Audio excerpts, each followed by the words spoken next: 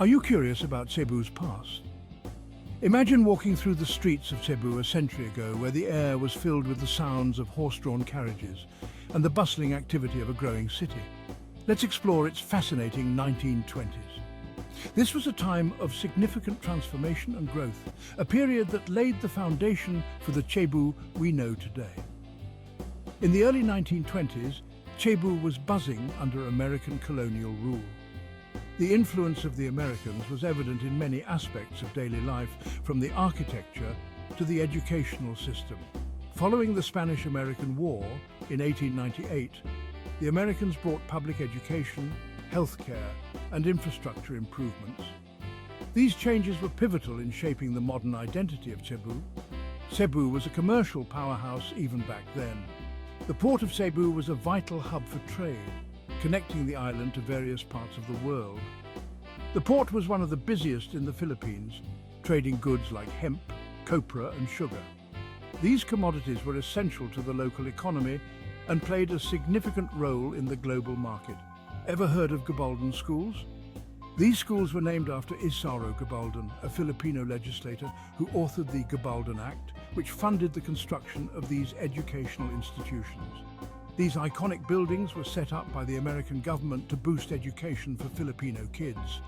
They were designed to be sturdy and functional, providing a conducive learning environment.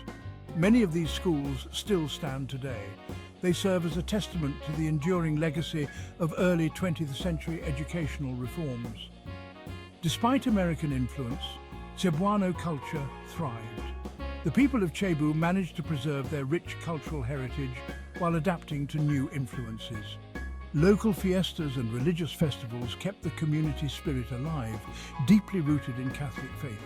These events were not just celebrations, but also a way to strengthen communal bonds. Speaking of faith, the devotion to the Santo Niño was huge. This religious icon has been a central figure in Cebuano spirituality for centuries. The Sinulog festival, honoring the Santo Niño, was already a major celebration, though less commercialized than today. It was a time for dance, music, and religious devotion, reflecting the deep faith of the Cebuanos. Infrastructure was booming. Roads were being built, and calesas, or horse-drawn carriages, were the Uber of the day. These carriages were a common sight, ferrying people and goods across the city. Motorized vehicles were just starting to make an appearance. These early automobiles were a symbol of progress and modernity, slowly changing the landscape of transportation in Cebu. Cebu's education scene was also flourishing.